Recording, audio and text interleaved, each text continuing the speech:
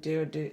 You know, like, there's just no perfect situation. That's why a lot of women that I've met that are single moms, whose kids are grown, end up preferring to stay single because they'd rather that than have any conflict at all. Like, they're happier without it. Me, I'm still like, how do you live like that? But women, there's women out there, like, it's been years without, I'm happy with it like that. I have a lot of female friends who are divorced and single or widowed or what have you. And just perfectly fine with that. Yeah. And that's maybe what God's plan is. Like, I don't know. Who knows? And I think that's, from everything that I read, I should be there.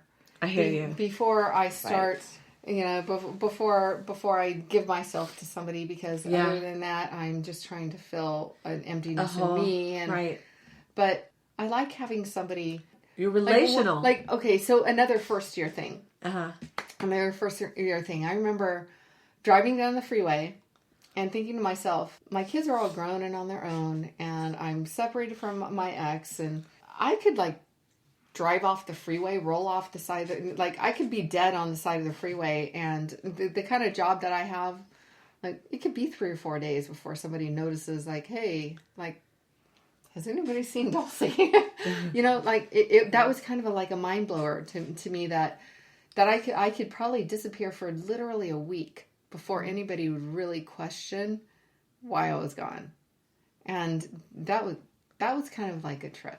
Like, I don't want to be that out of mind, you know, like, you know, I like texting somebody in the morning and somebody waiting for me to come, you know, like somebody expecting me at night. Yeah. Like, and, you know, I feel like I've been there too. Like, I just, those are scary thoughts that pass through your mind. I don't have anything to say about that, but, like, that's just something that I feel like it's healthy to recognize when those thoughts pass your mind. We talk it out and realize the reality is that somebody will always be lost without us. And absolutely. You know, I mean, my kids would absolutely just be lost. Devastated. Like, but I hear you at that moment, that split second, like, wait, they're old enough to know. Just the thought that there's nobody waiting for me. Right. That's a real thing. Nobody expecting me. Like, nobody would miss me today if I didn't show up wherever I'm showing up. So if you could look back on the last year, is there anything that you would have done differently?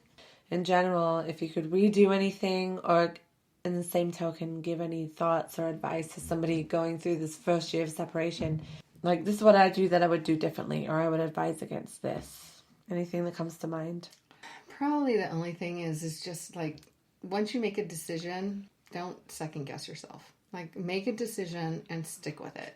You know, like, I torture myself a lot by, not to say, because at this point in time, I would not go back. Like, I can't imagine anything that he could say, do, or change that would make me want to go back. I can't. Like, it's done. But I romanticize. I allow myself to fall down a rabbit hole of missing him, and if this and if that and if that. But when it really comes down to it, the fact of the matter is that there is no going back. Right. You know, it's like that homesickness thing. I can even if I wanted to go back, the house is burnt down. It's gone. Yeah. Like, there's nothing to go back to.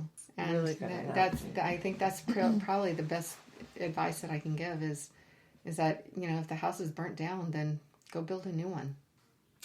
Build new traditions, new walls, new mindsets, try not to look back in that first year too much. I know it's so easy to do that, but just to keep your mind in the present. That first year, I feel like that's so essential. Later on, I think, is a good time to start looking back and analyzing things. Like, where did I go wrong? What can I do differently?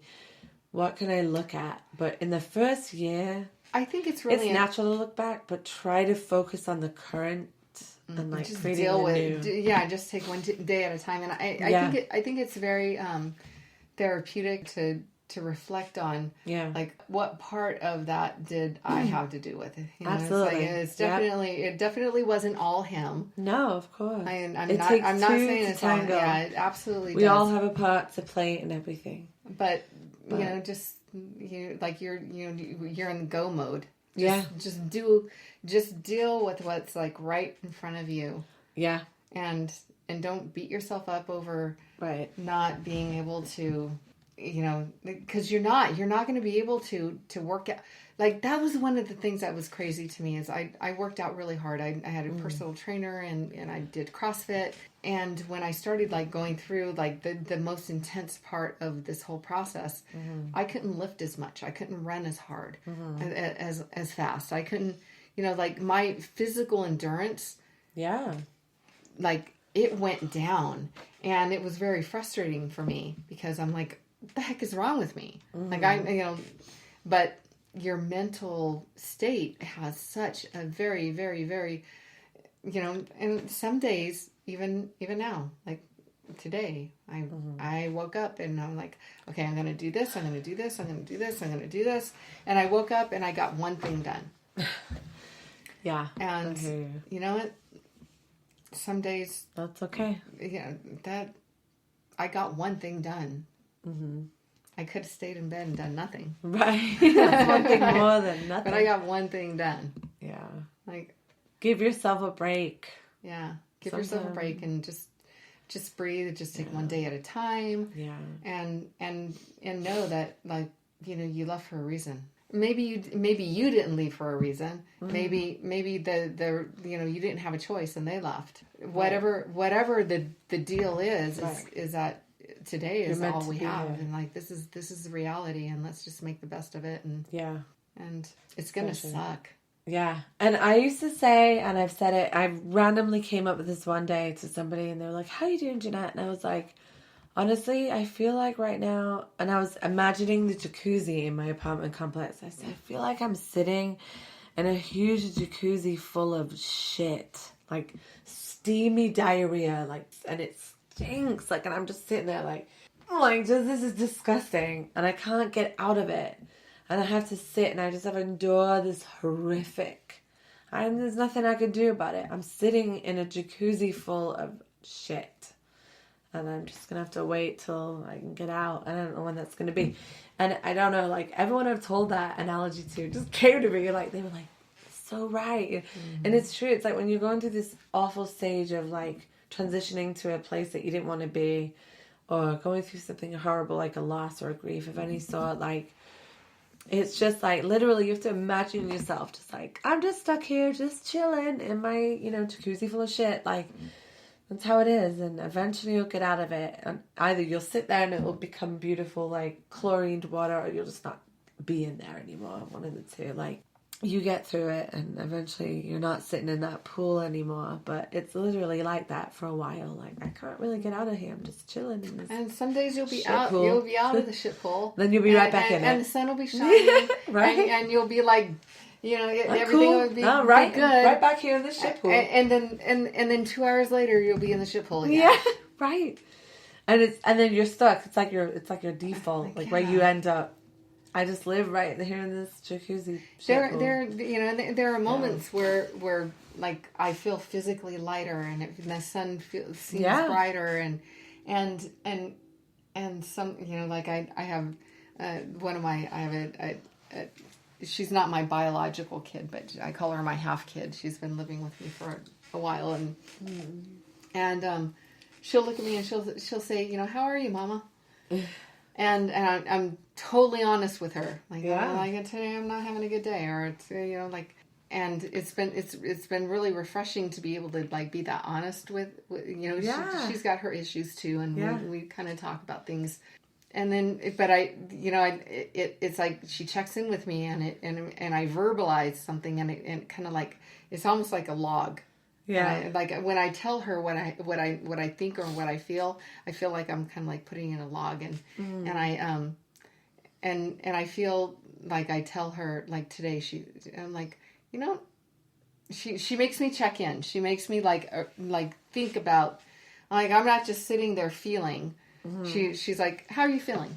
And I'm like, actually, I think I'm actually doing good today. Yeah, today's cool. A good day.